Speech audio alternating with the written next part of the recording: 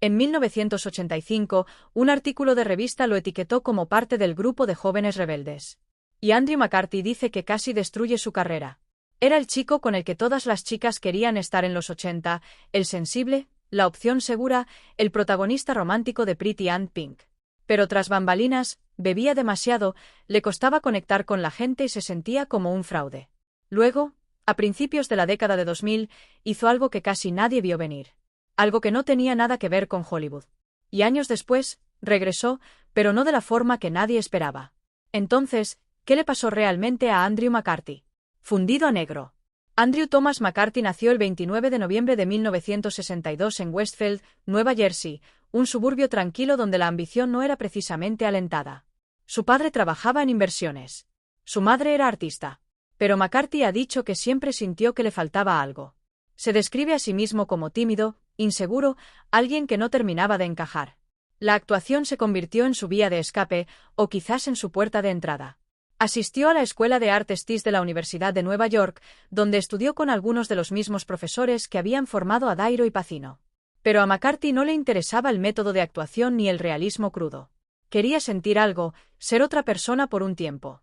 Su primer gran éxito llegó en 1983 con Class, un drama sobre la mayoría de edad donde protagonizó junto a Jacqueline Bett y un joven Rob Lowe.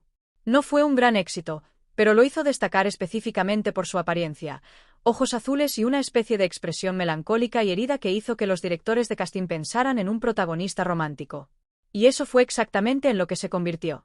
En 1985 fue elegido para Heaven Help US, un pequeño drama sobre estudiantes de una escuela católica en la década de 1960.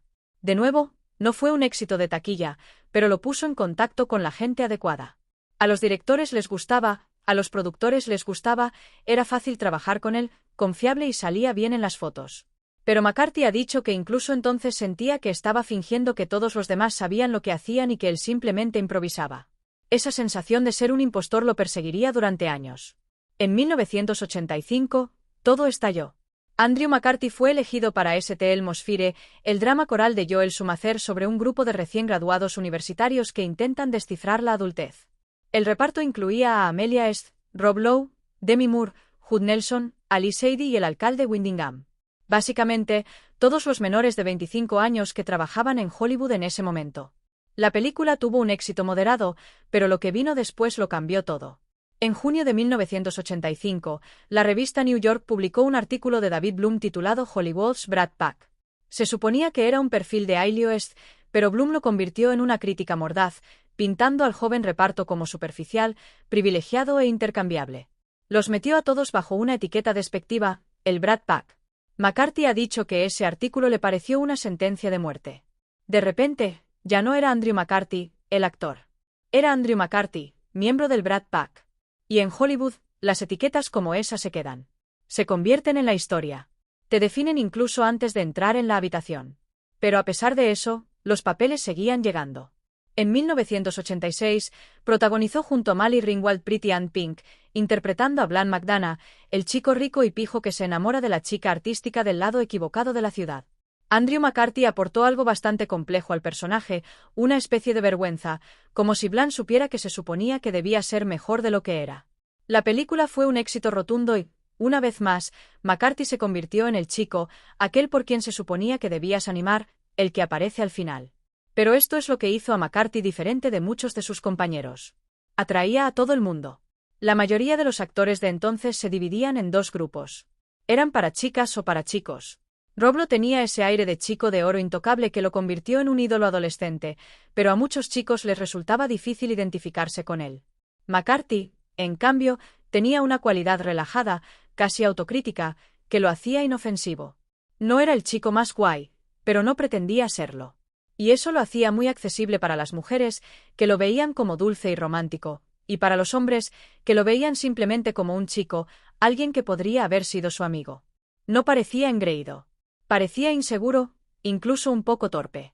Y en una década llena de grandes personalidades y egos aún mayores, eso lo hacía destacar.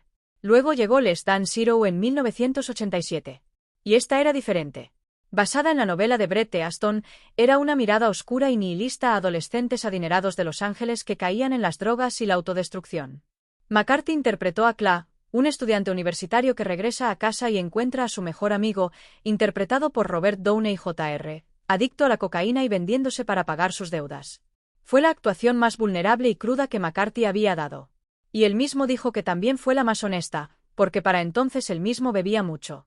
No al nivel de Downey, pero lo suficiente como para reconocer el vacío del personaje.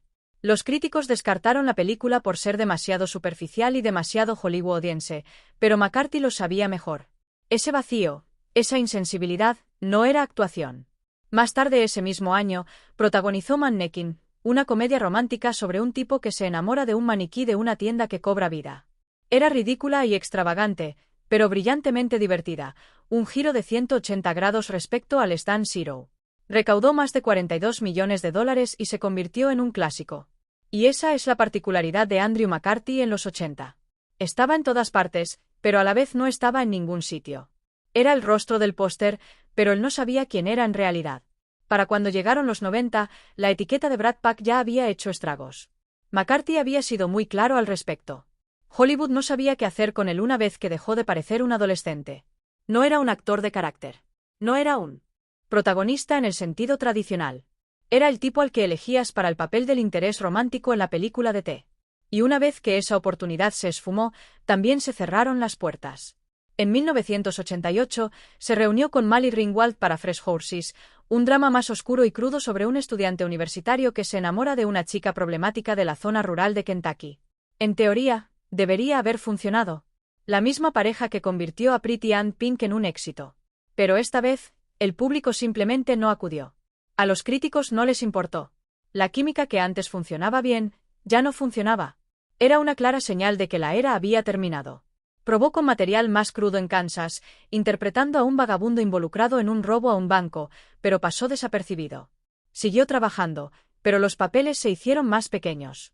Weekend at Bernie's en 1989 se convirtió en un éxito inesperado y dio lugar a una secuela, pero McCarthy ha dicho que la aceptó porque necesitaba el dinero, no porque creyera en ella.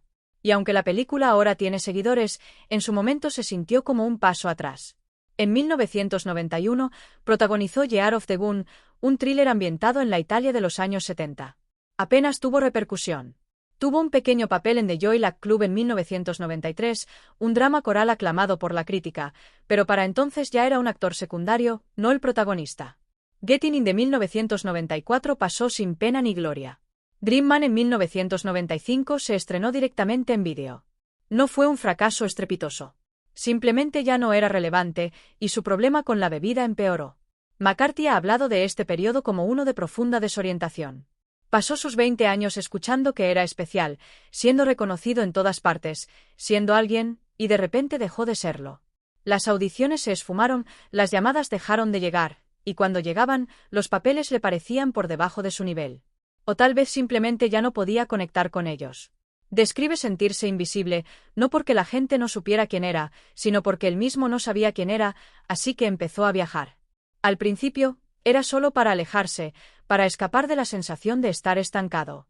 Pero en algún momento del camino, se convirtió en algo más. Empezó a escribir sobre los lugares que visitaba, no como una celebridad, sino como alguien que intentaba averiguar qué venía después. Y lentamente, en silencio, ese se convirtió en su camino hacia adelante. Música. A principios de la década de 2000, Andrew McCarthy hizo algo que casi nadie en Hollywood hace. Dejó la actuación y construyó una carrera completamente nueva. Empezó a escribir ensayos de viajes. Al principio, eran solo reflexiones personales, intentos de dar sentido a dónde había estado y a dónde iba. Pero los editores empezaron a fijarse. Su escritura no era brillante ni ambiciosa. Era introspectiva, honesta y, a veces, incómoda. Escribía sobre perderse, sobre estar solo, sobre la brecha entre quién eres y quién pensabas que serías. En 2010, fue nombrado editor general de National Geographic Traveler, cargo que aún conserva. Desde entonces, ha publicado varios libros, entre ellos The Longest Way Home en 2012, unas memorias sobre viajar por el mundo en busca de algo que no podía nombrar, y Just Fly Away en 2017, una novela juvenil. Pero esto es lo que McCarthy ha dicho repetidamente: escribir sobre viajes no fue un giro. No fue un regreso. Le dio un sentido de propósito que la actuación nunca le dio. Porque en la actuación, siempre estaba actuando, siempre tratando de ser lo que alguien más quería. Pero escribiendo, simplemente podía ser. Casi al mismo tiempo, también empezó a dirigir. No largometrajes, no proyectos personales, solo televisión. Mucha televisión. Gossip Girl, Orange is the New Black, The Blacklist, Grace on Frankie, Dead to Me. Docenas de episodios en docenas de programas. Y dijo que le encanta porque dirigir no se trata de ser visto. Se trata de dar forma a una historia. Se trata de colaboración. Se trata de artesanía. McCarthy ya no necesitaba ser famoso. Simplemente dijo que necesitaba sentirse útil. La vida personal de Andrew McCarthy ha estado marcada por dos cosas: el amor y la evasión. Se casó por primera vez con Carol Schneider en 1999. Tuvieron 2 hijos juntos, Sam y Willow. Pero el matrimonio no duró, terminando alrededor de 2005. McCarthy ha dicho que no estaba disponible emocionalmente, que no sabía cómo dejar entrar a la gente, que estaba huyendo de la intimidad de la misma manera que había estado huyendo de todo lo demás. En 2011, se casó con Dolores Rice, una autora y activista irlandesa. Tienen una hija juntos y McCarthy ha dicho que este matrimonio se siente diferente. No porque sea una persona diferente, sino porque finalmente dejó de fingir serlo. En sus memorias de 2021, Brad and Años 80 Story, McCarthy habló abiertamente sobre su lucha contra el alcoholismo. No era un borracho dramático de la prensa sensacionalista. No chocaba coches ni lo arrestaban. Simplemente bebía a diario durante años porque adormecía la sensación de insuficiencia. Dijo que ser famoso a los 20 años afecta a la autoestima de maneras difíciles de explicar. Te dicen que eres especial, pero no te sientes especial. Te dicen que lo tienes todo, pero te sientes vacío y empiezas a creer que el problema eres tú, que los demás ya lo han resuelto y que solo estás fingiendo. El alcohol hizo desaparecer ese sentimiento durante un tiempo. Finalmente, dejó de beber, aunque ha tenido cuidado de no presentarlo como una historia de redención dramática. No fue rehabilitación ni tocó fondo. Fue simplemente una lenta comprensión de que ya no quería vivir así. También ha hablado abiertamente sobre la terapia, sobre aprender a convivir con la incomodidad, sobre el hecho de que envejecer ha sido un alivio porque finalmente dejó de importarle lo que pensara la gente. Y tal vez esa sea la verdadera historia. No que escapara de la fama, sino que dejó de permitir que lo definiera. Durante décadas, Andrew McCarthy evitó hablar del Brat Pack. No concedió entrevistas nostálgicas. No quería que lo definieran por algo que le sucedió cuando tenía 23 años. Pero en 2021, publicó Brat, una historia de los 80, unas memorias que lo obligaron a enfrentarlo todo. El libro es crudo, autocrítico y profundamente reflexivo. Y claramente no fue suficiente porque en 2024, McCarthy fue aún más allá. Dirigió Bratz, un documental de Hulu que reunió a los miembros supervivientes del Brat Pack para hablar sobre cómo esa época los marcó. Demi Moore, Ali Oest, Ali Sadie, Rob Lowe, todos aparecieron. Y por primera vez, fueron honestos. Ni nostálgico, ni a la defensiva, simplemente honesto. Andrew McCarthy no critica a Hollywood, pero tampoco lo idealiza. En entrevistas, comentó que la industria en los 80 era embriagadora y aislante a partes iguales. Constantemente te decían que eras especial, pero solo si seguías siendo valioso, solo si la gente te seguía queriendo. Ha hablado de lo transaccional que se sentía todo. De cómo las relaciones se construían en torno a la utilidad.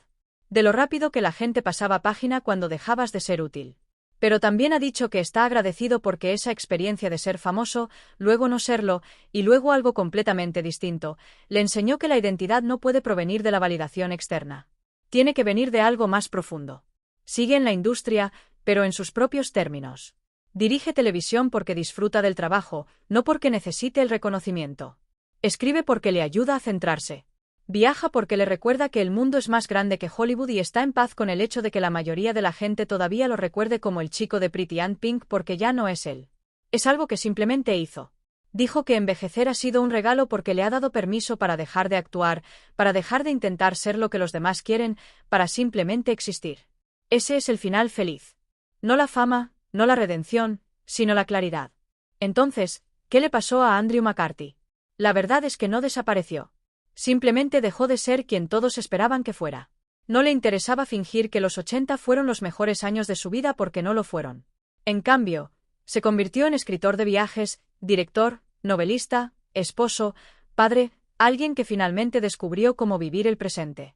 Pasó sus 20 años escuchando que era especial. Pasó sus 30 años preguntándose por qué no se sentía así. Y pasó sus 40 y 50 años construyendo una vida que no depende de la aprobación de nadie más. La etiqueta de Brat Pack casi lo destruye, pero al final, no lo definió. Gracias por ver. Si creciste viendo a Andrew McCarthy o lo descubriste después a través de sus guiones o su dirección, deja un comentario y cuéntame cuál es tu papel favorito o qué es lo que más te ha sorprendido de su historia. Y si quieres apoyar el canal y que sigamos creando contenido, no olvides darle a me gusta, suscribirte y activar las notificaciones.